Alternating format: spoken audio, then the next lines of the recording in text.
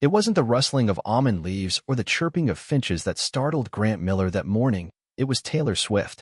Not the distant hum from a car stereo rolling down county roads, but full-on concert-level volume booming from what sounded like a personal sound system installed in the middle of his orchard. Grant froze on the steps of his porch, his usual ritual of sipping fresh-ground coffee interrupted as the steam rising from his mug turned into a metaphor for his boiling confusion. Out beyond the rows of almond trees, planted in painstaking rows across 12 acres of sun-bleached California earth, were 3 massive white tents. Not camping tents, but gala-style wedding pavilions. Chandeliers swayed from support beams, flower garlands shimmered in the breeze, and there, not 20 feet from his prized irrigation system, was a DJ booth thumping bass lines into the soil. For a moment, Grant genuinely thought he was dreaming. But the cupcake tray zipping past in the hands of a man in suspenders grounded him in reality. A woman's sharp voice followed, barking orders. Move the arch. 3 feet left. I want the doves to fly right as she says. I do. Doves? In his orchard? It hit him like a rake to the shins. Someone was throwing a wedding. A full-scale, catered, Instagram-curated event. And they were doing it right in the middle of his land, without permission, without notice, without the decency of a knock on the door. He wasn't just angry, he was stunned. For 35 years, Grant had worked that orchard. His father planted the first tree when Nixon was still president. Grant had learned to graft, to spray, to harvest, and to nurture each tree like a family member. He didn't own just land, he carried legacy in his calloused hands. He walked barefoot across the grass, sidestepping party cables and a toppled balloon arch, heading straight toward the epicenter of the madness. There she was. Of course. Karen. He knew the type before she spoke. Expensive sunglasses, power walk heels stabbing into the damp earth, clipboard in one hand, iced oat milk latte in the other. She didn't acknowledge him at first. Her focus was on the floral arch hydrangeas in front of the lanterns. She shouted, snapping her fingers at a sweating vendor. Grant cleared his throat. She turned, eyes scanning him like he was an inconvenience. Can I help you? You sure can, he replied calmly. You can explain why the hell there's a wedding being assembled in my almond orchard. She gave a plastic laugh and a confused tilt of her head. Your orchard?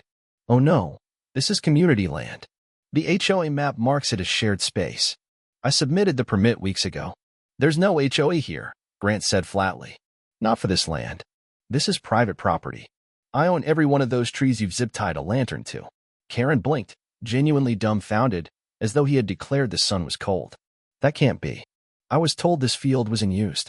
Besides, it's perfect, rustic, boho, romantic. Everyone's doing outdoor weddings now. You should be thanking me. Her voice dripped with unearned entitlement. She waved her hand toward the tents like they were an act of charity instead of trespass. Grant's jaw tightened. And used? He repeated. Lady, this is a functioning orchard. We spray weekly for pests. I've got a crop dusting schedule set for Thursday morning. Karen rolled her eyes. Oh, come on. Nobody sprays anymore. Organic is trendy now. Your little dust plane can wait.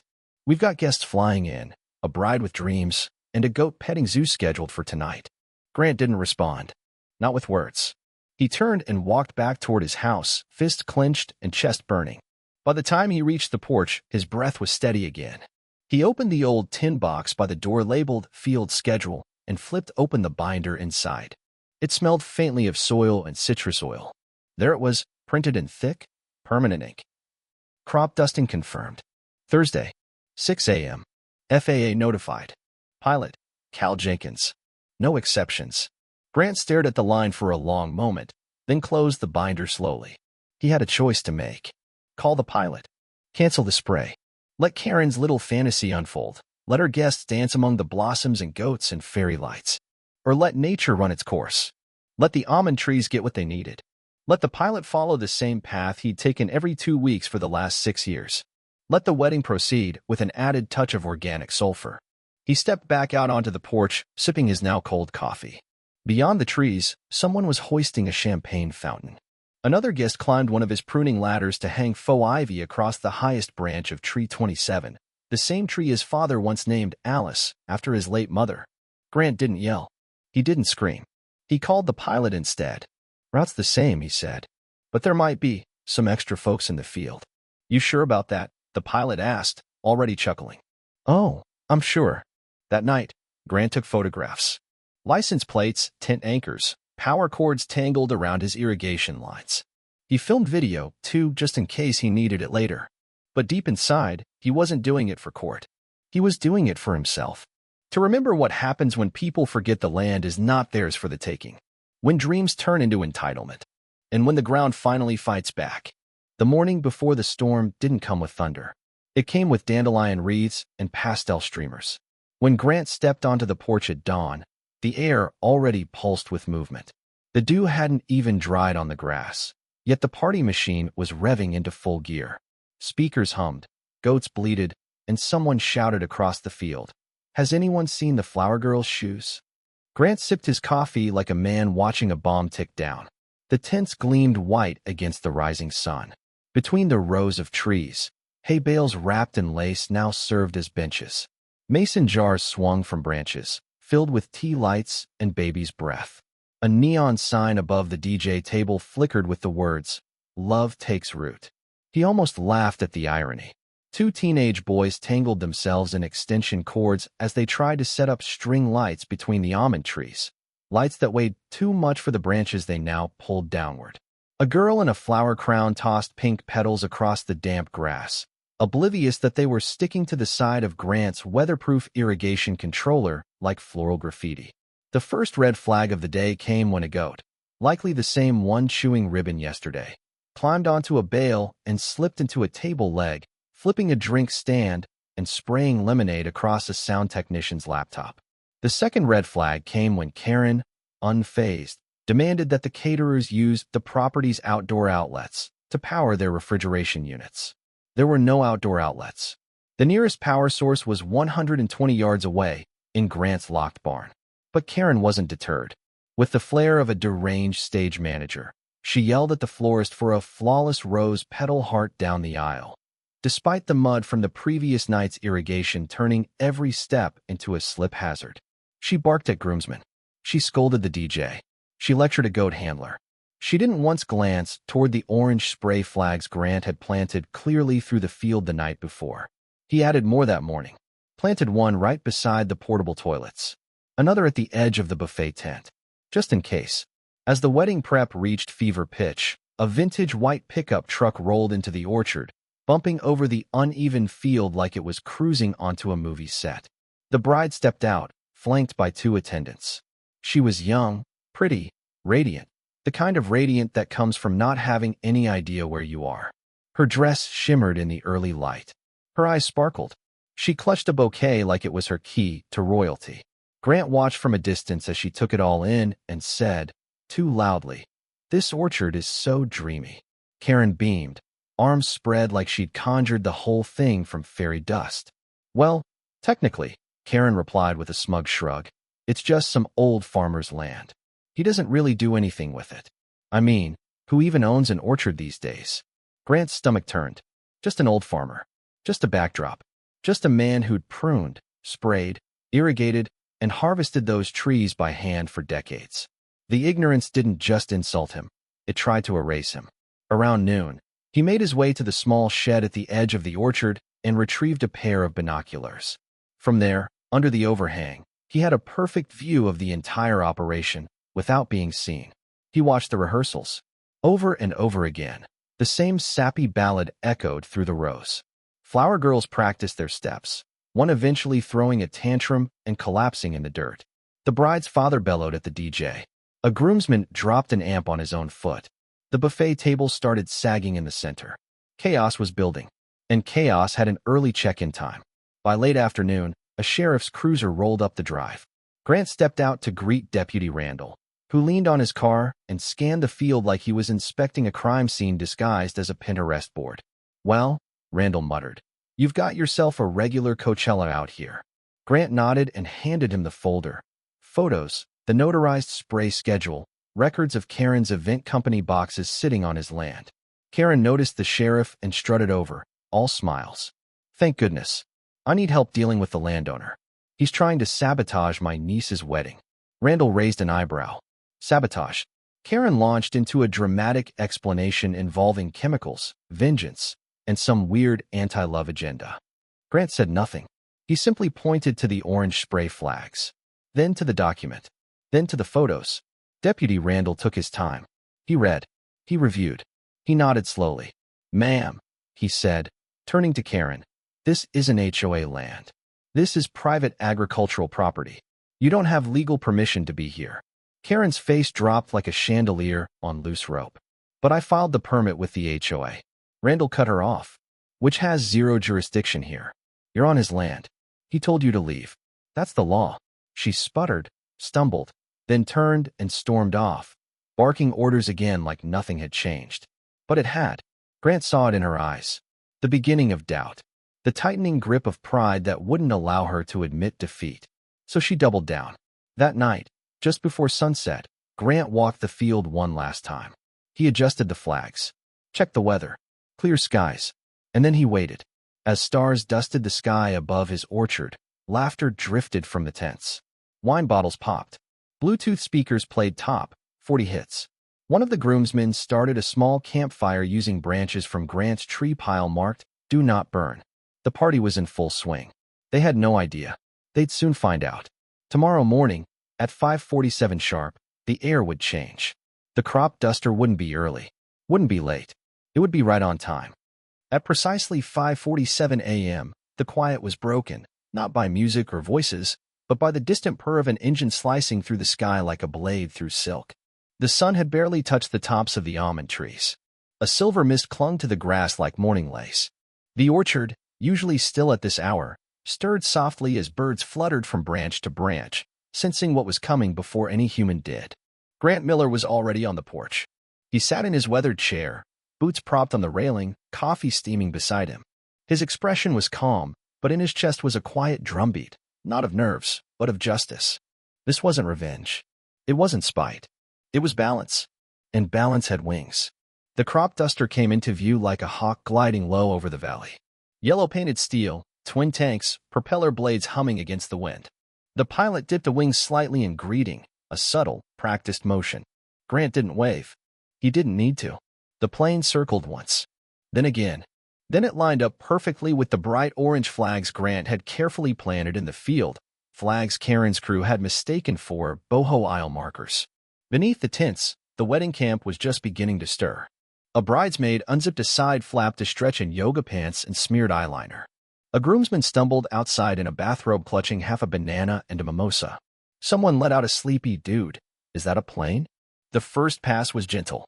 A soft, chalky mist released from beneath the wings, trailing behind the aircraft like a whisper of cloud. The spray was safe, organic sulfur used for mite prevention. Non-toxic. But its smell, pungent, earthy, unforgettable, was another story. It stuck to clothing, to linen, to polished champagne glasses like molasses to silk. A few heads turned. One guest coughed. Another blinked into the rising sun and muttered something about fireworks or fog machines. The second pass hit harder. It swept directly above the main tent, releasing a full load across the heart of the setup. The mist descended like a curtain. Within seconds, the DJ shouted, "What is that smell?" and yanked his hoodie over his nose. Panic didn't spread all at once. It bloomed, starting with a single scream, followed by confusion, then chaos. Someone shouted chemicals, without context, sending 3 guests diving under a table. A tray of muffins hit the grass like scattershot. Karen emerged from the bridal tent wrapped in a robe, curlers still in her hair. Her eyes scanned the sky, caught the flash of yellow metal, and froze. Then the third pass began. By now, people were running. Tables tipped. A goat slipped its leash and made a beeline for the buffet, devouring a flower centerpiece before someone could stop it. A tiered cake collapsed like wet cardboard. Guests slipped in mud and lemonade, shrieking about ruined shoes and wedding trauma. Karen tried yelling instructions. Get the bride back inside. Cover the buffet. No one listened. The bride's mother ran for cover holding a veil over her head like a parachute. A groomsman pulled the power cord from the DJ booth, dragging a speaker through the dirt. Flower girls cried. Someone tripped over a sprinkler head and rolled halfway down a small hill, dress caked in yellow dust. The fourth and final pass was majestic. The pilot didn't rush. He skimmed the treetops with surgical precision. The mist coated everything. Rose petals, lace-wrapped bales, mason jars, and above all, the people. Karen stared up, frozen. Grant watched her from a distance, binoculars in hand. She didn't scream. Not yet. Her mouth opened, but no sound came. Her expression was somewhere between disbelief and existential dread, as if nature itself had declared war on her Pinterest board. Eventually, she broke. "You did this," she shrieked, marching across the field with two bridesmaids trailing behind like stunned soldiers. "You ruined everything." Grant didn't flinch. He stood by the fence, arms crossed. "I didn't move a thing," he said calmly. "The crop dusting was scheduled. It's been on the books all week. You were warned." She held up one of the orange markers, now bent, crusted with frosting and bits of confetti. "This doesn't count as a warning. It says crop dusting in bold letters. You destroyed her big day," Karen shouted, pointing toward the bride, who now stood in the middle of the field, eyes glassy, her dress streaked in dust and goat slobber. From behind her came a chorus of coughing, sobbing, and one guy laughing hysterically, probably too buzzed to care. Karen's voice cracked. "We spent $15,000 on this setup. And I've spent 15 years growing this orchard," Grant replied. "You don't get to just take it." The bride stepped forward, mascara running. "You said the land was approved," she said quietly. "You said you had the right." Karen stammered. "The HOA gave me a map. I didn't know about the spray schedule." The groom wandered into frame, shirt half-buttoned, holding an open bottle of sparkling wine like a weapon of surrender. He looked around the battlefield of a wedding and muttered, "This is unreal." And it was. Chairs lay tipped in the grass. Petals and streamers tangled in branches. A dove, mistakenly released mid-spray, had flown headfirst into a tent pole and now sat stunned in a fruit crate. Grant didn't say another word. He didn't need to. The sulfur hung in the air like a judgment passed down by the land itself. By noon, half the tents were down. The bridal tent collapsed when someone tugged the wrong support line. The buffet was a wasteland. One goat had vanished entirely. Karen sat alone on the hood of her white SUV, hair in shambles, dress torn, silent. She never looked at Grant again. But she didn't have to. The orchard had already spoken. The orchard fell quiet again, but it wasn't peace. Not yet. The sulfur had settled into the earth like ash after a wildfire, and for Grant Miller, the silence that followed wasn't relief, it was a signal. The chaos had passed, but the damage remained, embedded in every footprint, every broken branch, every patch of soil ground down by high heels and folding chairs. By the time the last car rolled down the dusty road and disappeared beyond the sycamores, Grant was already at work. He didn't rest. He walked the property slowly, methodically, boots crunching over cracked petals and crushed cupcake wrappers. He took pictures, hundreds of them. Every snap limb, every dented valve box, every line of irrigation chewed or stepped on or dislodged. His orchard had become a war zone disguised as a wedding venue. And now it was evidence. The beehive closest to the tent had tipped sideways. Two sprinklers no longer rotated. One almond tree had deep gouges in its bark. Someone had tied a balloon arch too tight. He opened his notebook. Started a list. Damage. Replacement costs. Estimated labor. Downtime for treatment. Loss of yield. By mid-afternoon, the list was 5 pages long. But Grant wasn't angry. He was focused. He opened his laptop in the old ranch kitchen and downloaded the aerial footage from the crop duster's GoPro, clear, smooth video showing exactly what the sky had seen: tents, chairs, and people where they didn't belong. Then he pulled the audio file from his porch camera. The moment Karen screamed, "This farmer will thank me when this place is on Instagram." He clipped it, saved it. Then came the bride's TikTok. Viral. Over 400,000 views by the next morning. It showed her sobbing in sulfur mist, guests running, doves flying sideways. Karen could be heard in the background, yelling, "We're not canceling. Keep smiling." Someone left a Yelp review for Karen's event company. "Smelled like rotten eggs, ruined my suit, ruined my relationship," 1 star. Grant printed it. Every word. Then he called a property attorney he'd once met at the county water board. After a 10-minute explanation and an email folder titled "Unauthorized Wedding," the attorney chuckled. "Well," he said, "this is the most poetic trespassing case I've heard in years. You've got a slam dunk." Grant asked, "Can I bill her for damages?" "Absolutely. Start with an invoice. If she refuses, we escalate." So Grant wrote one. Line by line. Broken irrigation heads, $175. Soil testing for contamination, $200. Disrupted bee habitat and hive realignment, $150. Damage to trees, structure, and fencing, $1,800. Labor and equipment downtime, $950. Emotional distress and nuisance trespass, $2,000. Total, $5,275. He printed it, signed it, slid it into an envelope, and drove it to the HOA office the next morning. Karen wasn't there, but the receptionist's eyebrows rose when she saw the name on the envelope. "I heard about the wedding," she whispered. The board's not thrilled. Grant simply nodded. "I'll expect payment in 30 days. Word spread like wildfire. Neighbors he hadn't seen in weeks stopped by with offers to help clean up. One dropped off baked bread. Another offered an old security camera recording of Karen's event staff dragging speakers across the almond rows. And then, a day later, the local news station aired a segment titled, "Farmer's Field Hijacked, Crop Dust Justice Delivered."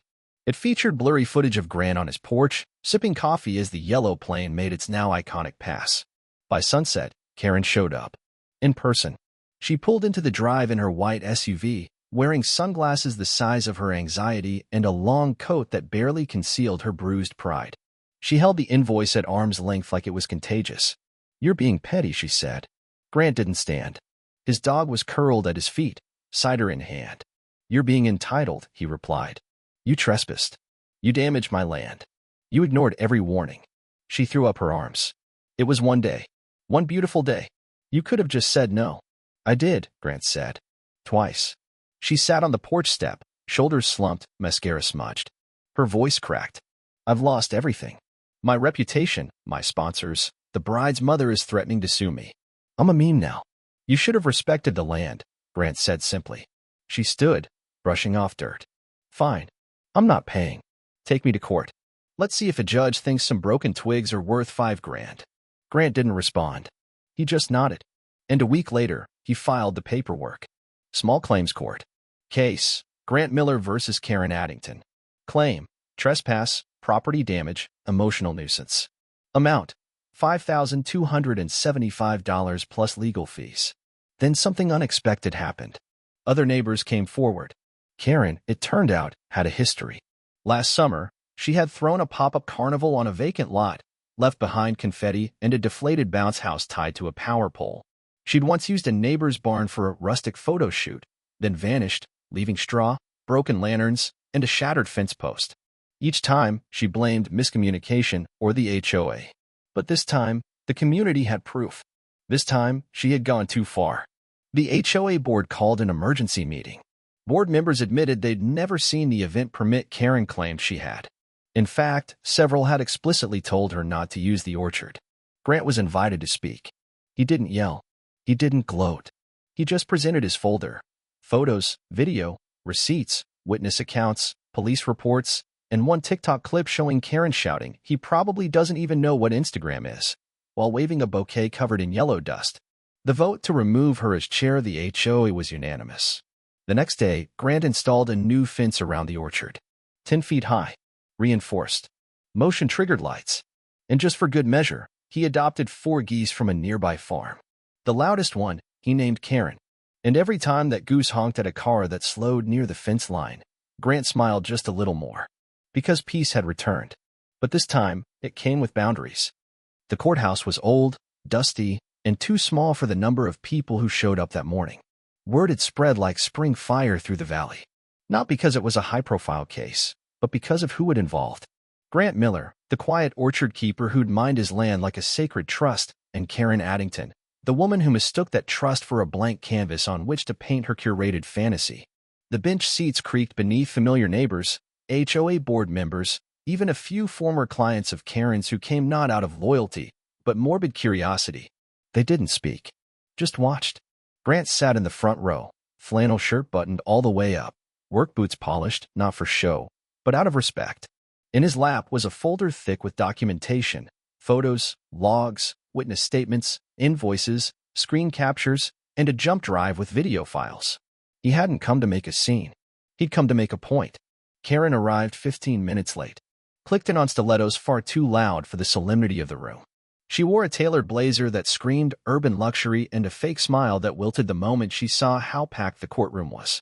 Beside her was a sharply dressed attorney from a Sacramento firm, someone she likely hired hoping confidence could substitute for truth. He strutted to the table like he was about to close a high-stakes property deal, not defend an unsanctioned goat-riddled wedding in someone else's orchard.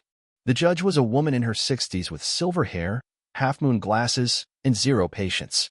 She adjusted her robe, glanced at the docket, and called the case forward. "Mr. Miller, Ms. Addington, let's proceed." Karen's attorney took the floor first. He was smooth. Too smooth. He talked about community, about celebration, about misunderstandings and dreams. He described the wedding as a moment of joy in dark times, and labeled Grant's reaction an exaggerated escalation involving unnecessary crop treatment. Grant didn't flinch. He waited. Then the judge turned to him. "Mr. Miller?" Grant stood. Walked to the evidence table. No theatrics. No drama.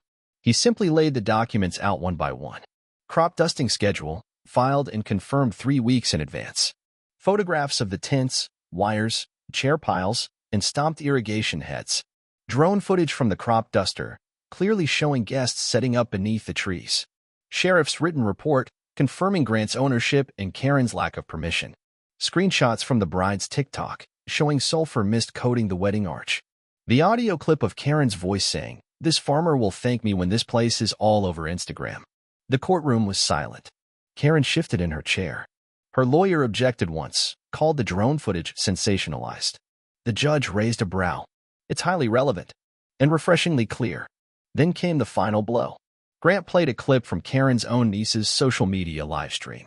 In the video, Karen stood beneath the bridal arch, sipping champagne, and said, "The old guy who owns this orchard probably doesn't even know what social media is. He'll be fine. This will get him attention." The judge leaned back, glasses slipping halfway down her nose. "Ms. Addington," she said, voice calm but firm, "do you have any written documentation proving you had permission to use this land?" Karen's mouth opened, closed. Then she stammered, "The HOA gave me verbal." Verbal does not override property law. Her attorney attempted to interject, but the judge silenced him with a raised palm. "Let me be absolutely clear," the judge said, eyes narrowing. "You planned, coordinated, and executed a multi-thousand-dollar event on land that was never yours. You ignored visible warnings. You disregarded a sheriff's instruction. You damaged private agricultural infrastructure. You left behind a mess. And you recorded yourself mocking the owner's rights publicly. Is that an accurate summary?" Karen said nothing. The judge turned to Grant. "Your claim is valid and fully supported." The gavel came down. Judgment for the plaintiff in the amount of $5,275, plus an additional $1,500 in penalties for false representation and nuisance. A murmur rippled through the benches. Karen sat in stunned silence. Her attorney quietly gathered his papers. But the moment that stayed with everyone wasn't the verdict. It was what happened as the courtroom emptied. The bailiff, a middle-aged man with sun-worn hands, passed by Grant and paused just long enough to say, "My granddad used to grow peaches. He would have been proud of you." That meant more than the verdict. That night, the certified check arrived, signed by Karen's assistant. Grant deposited it and moved on, reinvested it into the orchard, reinforced fencing, upgraded irrigation, a new weather monitoring system. The story didn't fade. The local brewery launched a limited edition cider named after the incident. Crop Dust Justice. The label had a silhouette of an old farmer raising a mug beneath a crop duster's shadow. A farmer's market placed a hand-painted sign above his stall. Support the guy who stood up to wedding invasion. But fame didn't change Grant. He kept the geese, kept the schedule, kept the rhythm of the orchard exactly as it had always been. A few months later, a young couple stopped by. They asked, politely, if they could take photos along the gravel path. They'd seen the story online. They didn't want anything big, just a walk. Grant smiled. He let them in. As they left, they dropped a $5 bill in the old coffee can nailed to the post. Respect is quiet like that. The orchard never forgot the trespass, but it also never forgot who protected it. And in that field of roots and branches and buried stories, justice didn't shout. It simply stood tall,